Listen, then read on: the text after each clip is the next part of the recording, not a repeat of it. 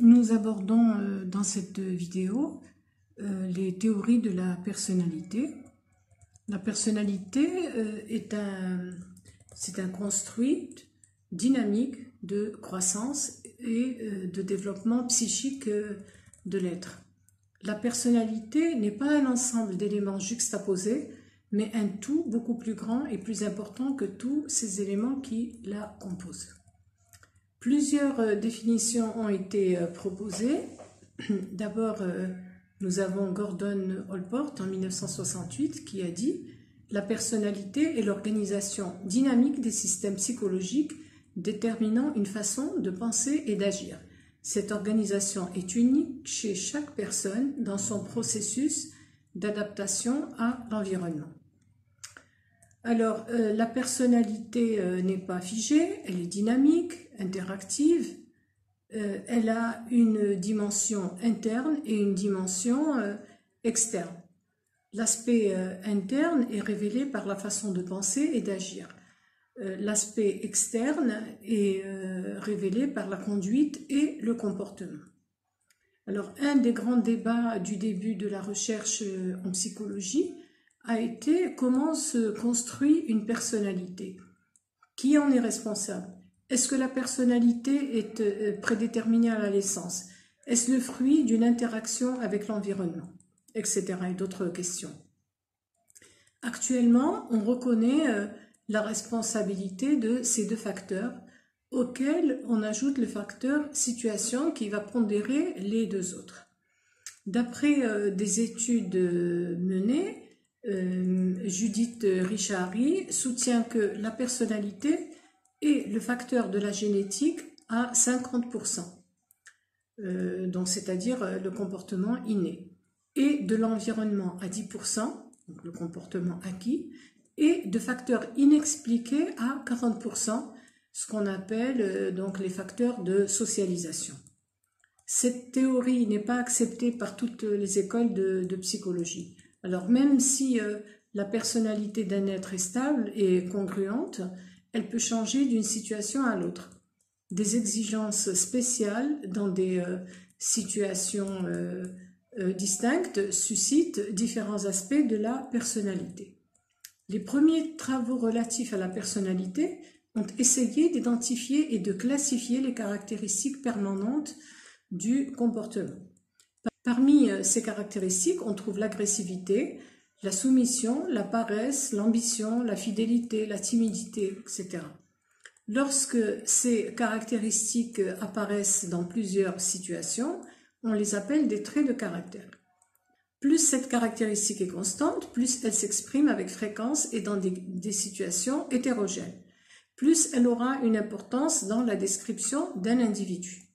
Le sujet fera alors preuve de cohérence. Les personnes cohérentes sont des personnes sur qui on peut compter parce qu'il n'y a pas de surprise avec elles. Une fois cerné leur personnalité, on connaît leur capacité et leurs limites. Alors, exemple 1, donc je vais vous donner deux exemples. Exemple 1, un homme soucieux de la démocratie lorsqu'il donne des leçons aux autres. Cependant, chez lui à la maison, ses enfants et sa femme n'ont aucun droit. Alors quand je dis un homme, ça s'applique aussi aux femmes, hein, bien entendu, c'est dans les deux sens. Alors, un exemple, je vous donne un deuxième exemple. Donc un sujet peut se montrer très soumis dans un groupe, par exemple avec ses chefs hiérarchiques, et dominant dans un autre groupe, par exemple avec ses collaborateurs. Alors, Eric Berne explique cela par le concept de symbiose. Deux individus ont des relations imbriquées où l'un prend en charge l'autre qui se laisse dominer. Comme vous le voyez donc sur le schéma, deux individus ont des relations imbriquées où l'un prend en charge l'autre qui se laisse dominer. Puis ce dernier, à son tour, va dominer une autre personne et ainsi de suite. Le sujet n'a aucune autonomie avec son responsable hiérarchique, son état d'humeur actif est l'enfant soumis. Les aspects de la personnalité peuvent aider à prévoir le comportement dans une organisation. Nous pouvons citer le locus de contrôle, le désir de réalisation, l'autoritarisme, le machiavélisme, la capacité à assumer des risques. Alors nous allons passer en revue toutes ces caractéristiques et on va commencer par le locus de contrôle. Le locus de contrôle est relatif à la perception que nous avons sur le contrôle de notre vie. C'est le degré de perception dont un sujet perçoit que l'origine des événements, des conduites, des comportements est interne ou externe à lui. Le sujet peut percevoir ses succès ou ses échecs comme les résultats de facteurs internes, comme par exemple l'effort, le courage, les compétences, l'intelligence, ou de facteurs externes comme la difficulté de la tâche, le hasard, les autres, etc. Ce concept est intimement lié à l'autoconfiance et l'auto-estime. Les facteurs internes, on va les développer maintenant, donc une bonne image de soi et une estime de soi élevée font davantage percevoir les événements comme le fruit de facteurs internes. Les événements qui se produisent sont alors ressentis comme une conséquence de ses propres actions. Ce type de sujet évalue positivement l'effort, la compétence et la responsabilité personnelle.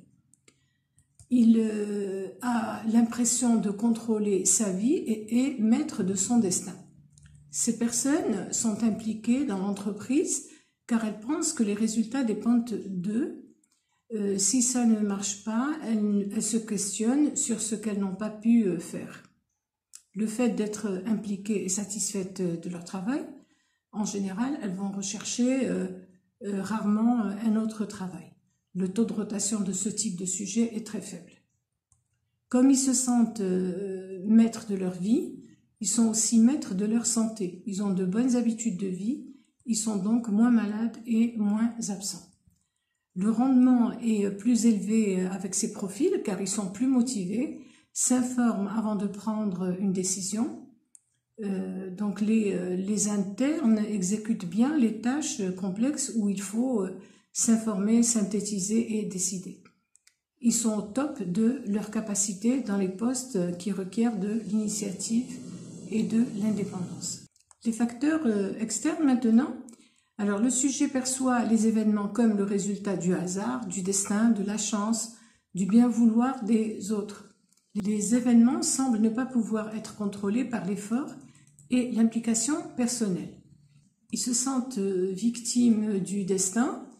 Les mérites et la responsabilité sont attribués aux autres. Ces sujets ne sont pas satisfaits de leur travail. Ils présentent le plus grand taux d'absentéisme, restent en retrait et ne s'impliquent pas dans leur travail. Pourquoi cette non-satisfaction et ce manque d'implication ? Parce que certainement qu'ils ne se sentent pas concernés par les résultats de l'organisation. Les externes sont plus soumis et obéissent davantage. Ils seront efficaces dans les postes où le travail est routinier, structuré et basé sur le respect des instructions. Passons maintenant au désir de réalisation ou orientation-résultat. Alors, l'orientation de la vie se centre sur la recherche de la réussite pour les personnes ayant ce trait de caractère. Ces sujets font au mieux, ils dépassent les obstacles et sentent que les réussites ou les échecs dépendent des actions qu'ils auront menées. Si une tâche est trop difficile, ils ont peur de ne pas réussir. Ils préfèrent les tâches moyennement difficiles. Ils n'aiment pas mettre leur capacité à rude épreuve et évitent les tâches trop difficiles dont la réussite reste peu probable. L'autoritarisme, quant à lui, suppose des différences de statut et de pouvoir entre les membres d'une organisation. Les personnalités extrêmement autoritaires sont rigides, cherchent à plaire aux responsables hiérarchiques, exploitent leurs collaborateurs, ne font pas confiance et résistent au changement. Les autoritaires ne sont pas à l'aise dans les postes qui requièrent de la sensibilité, du tact et une capacité à s'adapter aux situations complexes et changeantes. Par contre, ils s'adaptent aux postes où le travail est très structuré et où les règles doivent être respectées sans discussion. Alors, le machiavélisme, ce concept, donc, nous vient de Nicolas Machiavel, qui a développé au XVIe siècle, la façon de conquérir et de manipuler le pouvoir.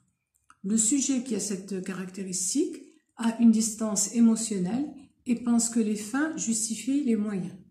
Les sujets ayant ce trait de caractère manipulent et sont difficiles à persuader. Par contre, cherchent à persuader les autres personnes qui sont moins machiavéliques. Leurs résultats sont modérés. Cependant, ils réussissent quand ils travaillent en directe collaboration, quand les situations comportent peu de règles et de normes, quand il n'y a pas une évaluation précise du travail. On les trouve à l'aise dans les postes où il faut négocier ou dans les transactions, il y a des primes et des commissions.